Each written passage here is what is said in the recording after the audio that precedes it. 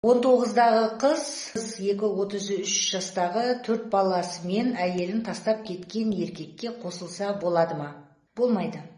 Өмірдің ақиқатына бетпе-бет қарап үйренейік, айналайындар. Әр жастың өзінің теңі бар, өзінің дәурені бар, өз замандастарымен бірге болғаны жөн. Бір сұрақ қана. Ол жігіт бұл әйелге деген көңілінің салқындығын, немесе әйелінің нашарлығын бірінші баладан кейін білді ма, жоқ әлде шыдап келіп 4 бала тапқан соң түсінен шошып оянып әйелінің дұрыс емес екенін көзін жеткізді ме? Мәселе осында. Қазір аш-жалаңаш жүретін заман емес, Құдайға шүкір. Соғыс емес, еркек қат заманда өмір сүріп жатқан жоқпыз. Әрқайсының өзінің теңің бар. Енді мына үлкен жігіт 10 жылдан кейін оның жасы 42-ке келеді. Сен құлпырып тұрасың ол кезде, 30-ға келмей. Одан ары қарай ол 50-ден асады. Сен ол кезде 40-ты алқымдап жайнап тұрасың. Осы уақыттардың барлығын ойластыру керек, жандарым. Бұл жерде енді қыздың да шешесінің тарихын білу керек та. Мүмкін шешесі күйеуінен таяқ жеп, бұл қызды әкесінен таяқ жеп, қарны тоймай, көңілі тоймай жүрген бала болса, әлбетте ол үлкен жігіттерге отбасы бар ма, жоқ па, маңызды емес, соларға жабысады. Бірақ та бұл ер азаматтың ертең жас келіншегіне деген ерекше қызғанышы болатынын, көп сұрақтардың туатындығын ұмытпау керек. Бала-шаға өседі, 4 бала өседі ол. Уақыт деген бірдемде. Өседі, студент болады, үйленеді, өрістерін кеңейтеді, жаңа қанаттанып жатады. Сондай кезде тойларда бәрібірде бала да іздейді, бірінші әйелді іздейді. Оларға да комплектация керек. Сол кезде күйеуің кетеді, сен қаласаң да, қаламасаң да, бірге барсаң да, бармасаң да, ол жарқырап, жайнап, бала-шағасының бірінші әйелінің жанында тұрады.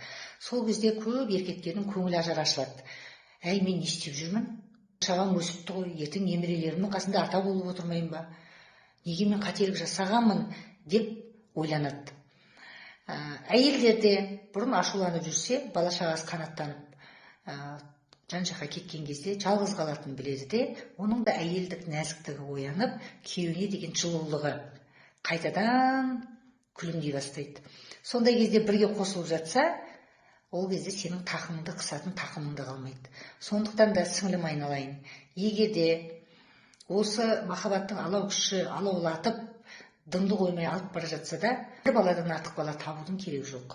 Неге? Өйткені әлде қандай жағдай болып, мына жігіт отбасына оралып жатқан күнде жалғыз баламен қалып жатсаң да, өйтіп жалғыз баланы жетілдіресің. Бірақ та егерде бұл жігіттің қолында дүние болатын болса, егер әпкеңнің ақылын тыңдайтын болсаң, егер бұл жігіттің қолында түймедей, тарыдай дүние болатын болса, сол дүниені өзіңнің жеке кәсібіңді ашуға оны пайдалануың керек.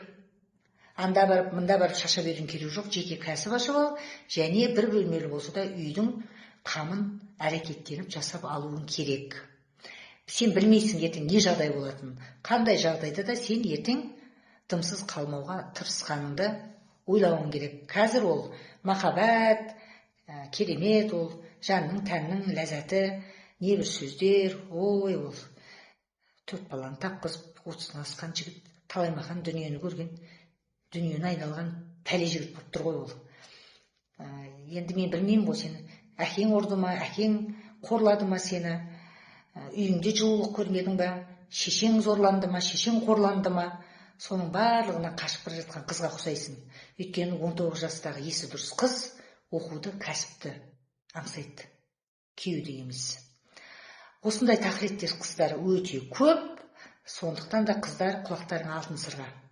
Үлкен еркекке, отбасы бар еркекке көздеріңді салатын кезде, олардың бір жан дүниесін баурап алатындай бір әрекетке баратын кезде алдарыңды ойлаңдар. Ол сезім, ол уақытша сезім. Оның да ойланатын уақыты болады, сенің ойланатын уақытың мынандай уақыттар.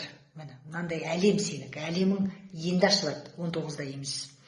19-дағы қыз махаббат жылу береді деп, бауырларым, сен де армандамай ақ қой. Өйткені 19-20-дағы қызда өліп бітсең де даналық болмайды. өліп кетсең де нағыз әйелдің беретін күшті энергия ода болмайды.